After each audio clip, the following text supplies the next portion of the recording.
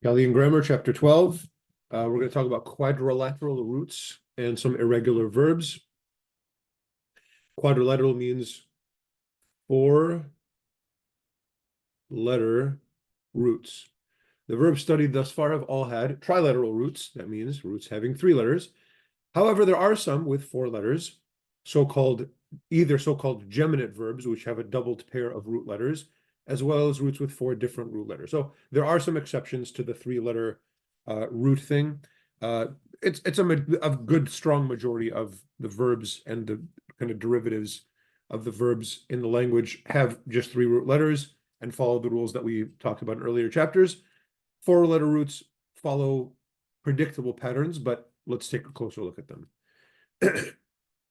Here's the present tense paradigm of these 4-letter root verbs. So this is the verb to babble, and the root is bethbith. So beth delath, and then another beth delath. This makes it a geminate verb, kind of doubled. So 2 letters and then the same 2 letters again. That's the root. So bethbith. You can probably already imagine what the problem is going to be with 4 letters as a root. Vowels are going to be the issue because you're going to need to pronounce all 4 of those letters somehow. So we're going to have to add some vowels in to make it pronounceable. Another issue that's going to happen is there's going to be a meme inserted into the root to make it pronounceable, and it's going to be similar to an intensive form that we're going to study in a couple of chapters, just kind of to head it off. However, the endings are going to be very much the endings that you're expecting. So in the present tense, we're going to see the familiar type A endings. So let me pronounce these for you. Kim bedibdin. Kim bedibdin. Kim bedibdit. Kim bedibdat. Kim bedbid. Kim bedibda.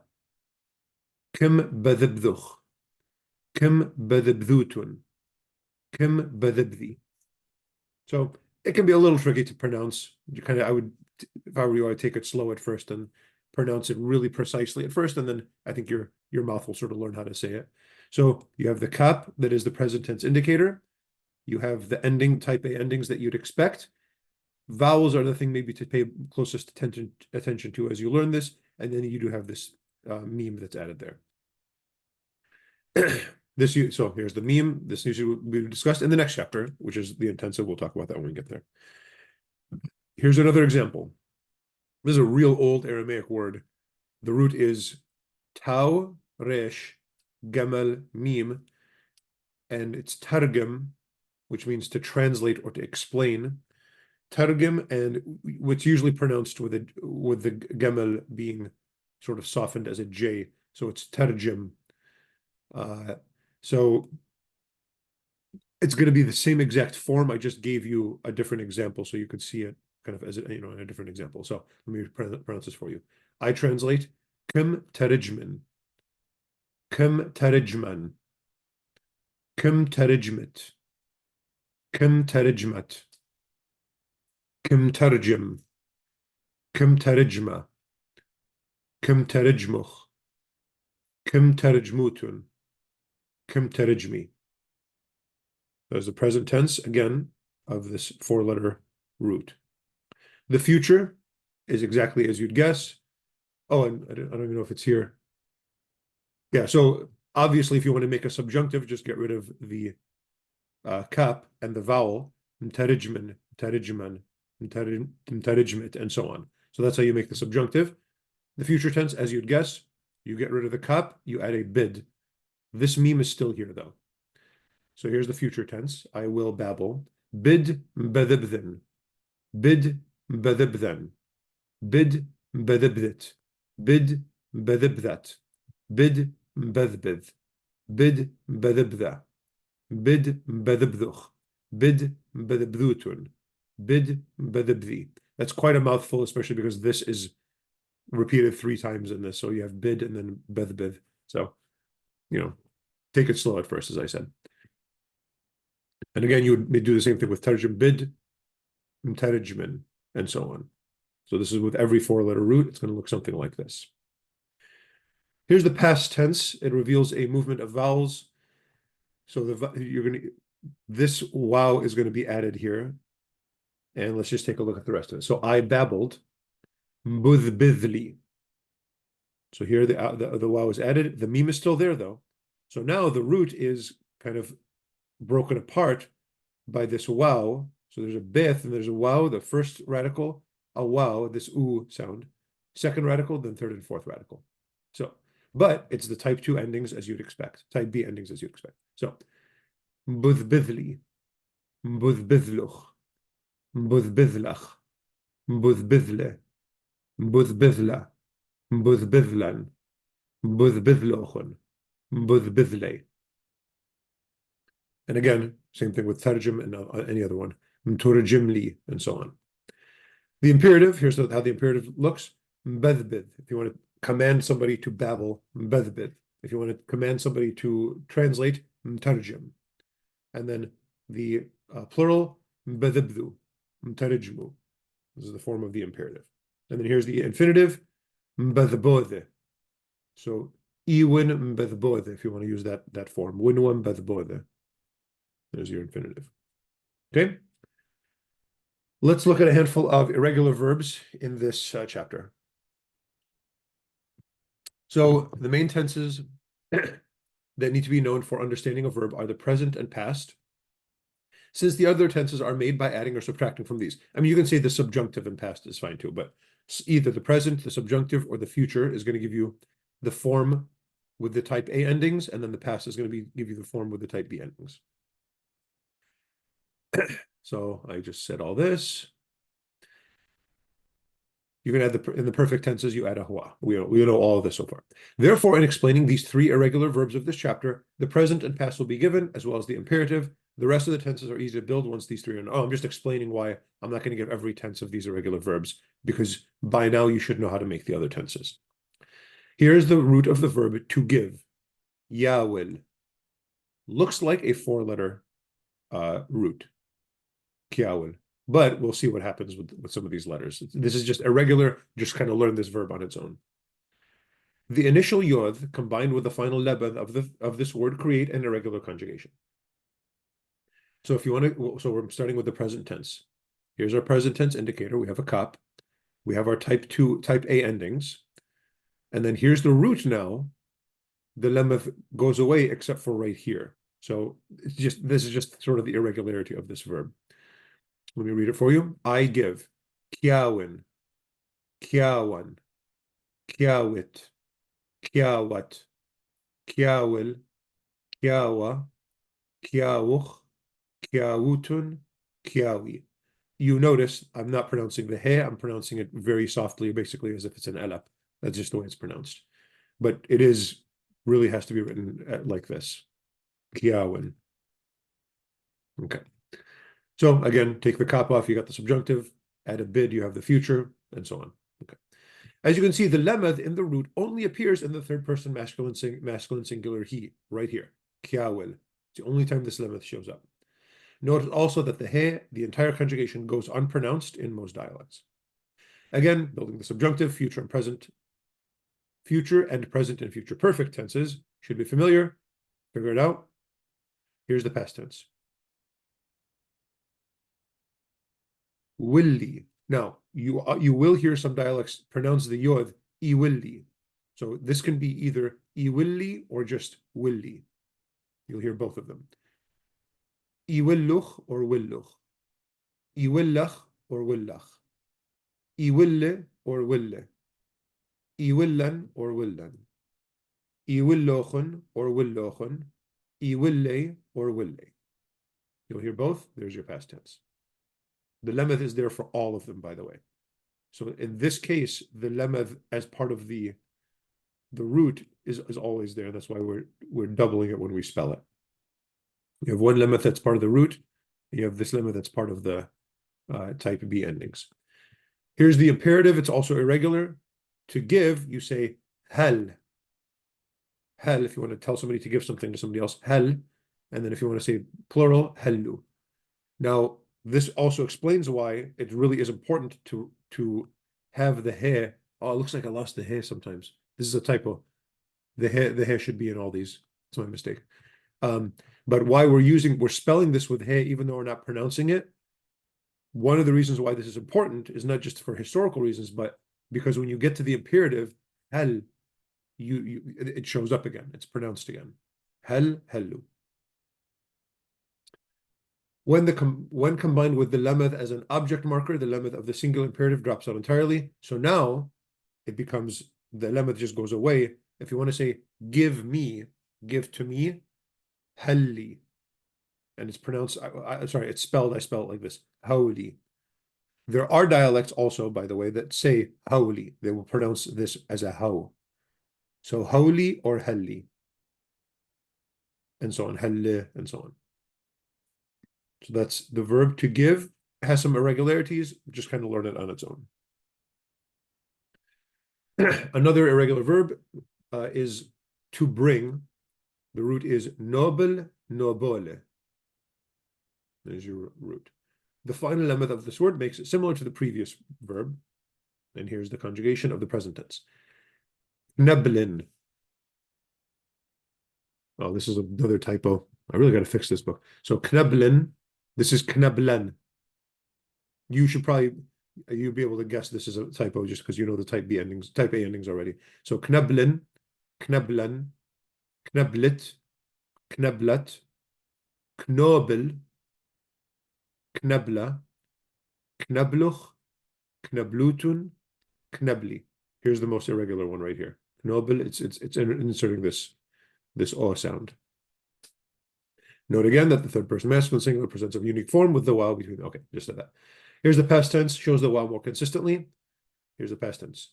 I brought nubilli, nubilluch, nubillach, nubille, nubilla, nubillan, nubillochun, nubille. There's your past tense. And again, you can add the nubilwali, just like every other, past perfect. Here, you can make a subjunctive or a future with this, as you know, all normal. Here's the plural imperative. The plural is irregular. Everyone say so. Sorry. The singular is noble. I'll just tell somebody bring noble, and the plural is nablutun. So it's using the subjunctive second person plural. This actually literally says, may you bring. Noble, nablutun. I guess it's probably because nbulu is maybe a little hard to say or something like that. And I don't have it here, but I have it all the way up here. The infinitive is nobole. There's your infinitive. Okay.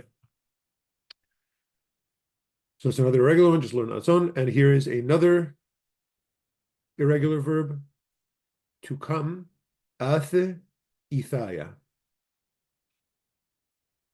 So it's first and third week. It's a doubly weak verb. Let's see how it works out in the conjugation. Here's the present tense. K'athen or kathen. So this vowel on the alep, it's very valid to pronounce it on the kap. You can say it either way. They're both fine. So kathen or k'athen. Kathyan. Kathet. Kathyat. Kathe. Kathya. Kathuch. Kathotun. Kathe. Kathotun. Kathe. So this is it's not a u, as you would expect. Okay. So there's your present tense. You should be able to build the rest from that.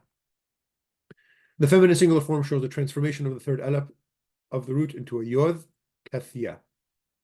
This happens, and here, actually, kathia. Okay. In the past tense, the only radical that is pronounced is the tau. This is very irregular, so that's why we're seeing it on its own. So the alep, this first alep is not pronounced, nor is the last alep. So I came is theli, theluch, thelach, thele, thela, thelan, thelochon, thele. So it's the endings you'd expect. The irregularity is the only root letter that's pronounced is the tau. And the imperative is very irregular. Actually, just the imperative in general, not just the plural. So the imperative of athe has nothing to do with the root. Heyu for singular, heyo for the plural. Totally irregular, just learn them as vocab words. And that's it. Let's take a look at the vocab.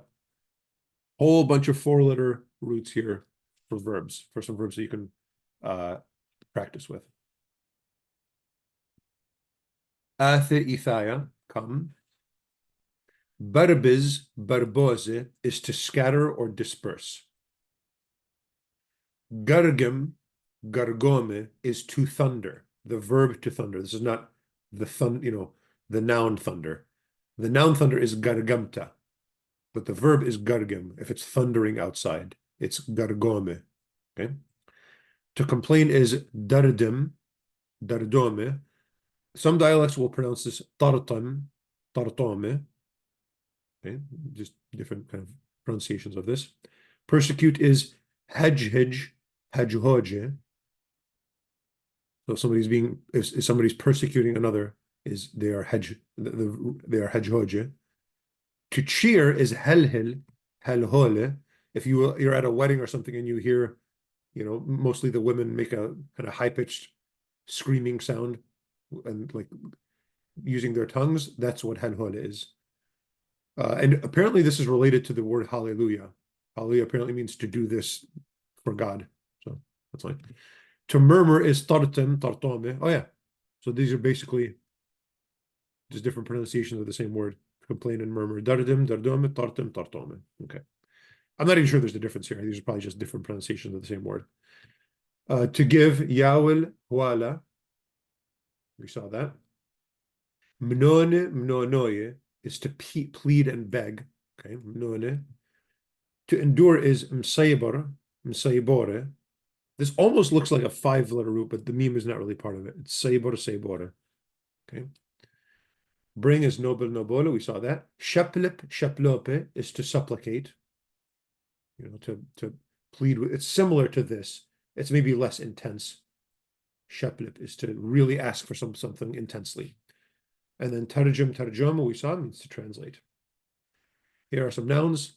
Gaha means a time. It means this happened one time. It happened two times. Okay, it means time in that sense. It does not mean time in the sense of, what time is it? Or, oh, time passes quickly. That's adana or zona. Those are different words. This means a time.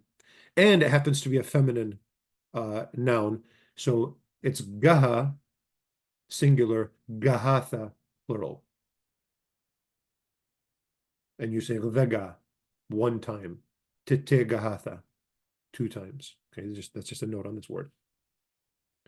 There's an irregular, sorry, I want to say one more thing about this. There's an irregular plural here, gahi, gai. So you can say gahatha, but you can also say gai, and there's a yod here. So tite gai is an also alternate irregular plural. All right, that's enough about that. Slave or servant, ghulama. Rope is chola. Order is takhsa. This is actually a Greek word, but it's pretty common to say takhsa. It also means ritual, and it can also mean the liturgy because it's kind of an ordering of prayers. Talla is shade. Talla anitha would be sort of like a small shade. We'll talk about how to make nouns smaller and diminutive in a few chapters. Kasa can be a stomach, or it can be a womb, but it can also be a cup. That's weird. I don't know why it means all those things, but it means all those things. I suppose they must have used stomachs as a cup or something. I don't know, animal stomachs or something like that. I don't know. Okay. Preacher is karoza. Vineyard is karma. Witness is sada. I'm sure we've seen that before. Moon is sera. Sera. Will is ajbona. This has an Arabic root, but it's fairly commonly used. Sayada is a fisherman or a huntsman. Slotha is prayer. Sliwa is cross. Shikla is picture. You'll also see sorta as picture. There's kind of synonyms. Shliha is apostle. Shlama is peace, but also is the way to say hi or hello. I mean, we're on chapter 12. I guess that's kind of late to introduce hi, but in the Green Book, it's introduced pretty early. So shlama, you can just hi shlama. Tishbahta is praise. Some adjectives. Bichaya is alive. If you remember, chaye was life. Bichaya means in life or alive. Gniwa is stolen. Zekaya is victorious. Medenhaya means eastern. So medenha, we know medenha means east.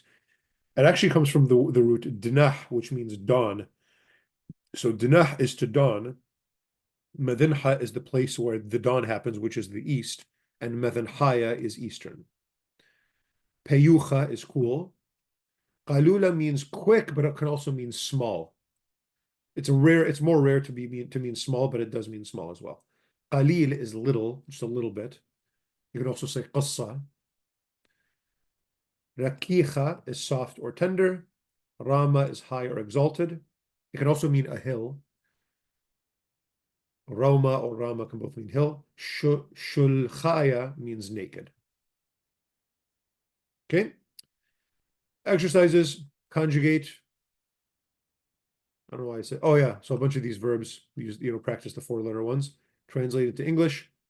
Gachrata b't'athe dayin bichaye umithe. That's actually a line from the creed. Gula maknobel dehwa gniwa tamare, and so on. So I hope you're reading some of these out loud as you're going through. Reading out loud really does help you learn a language, even if you never plan on doing that. Translated to Chaldean, active translation's fun too, and then write some sentences. And the next chapter, the intensive. See you then.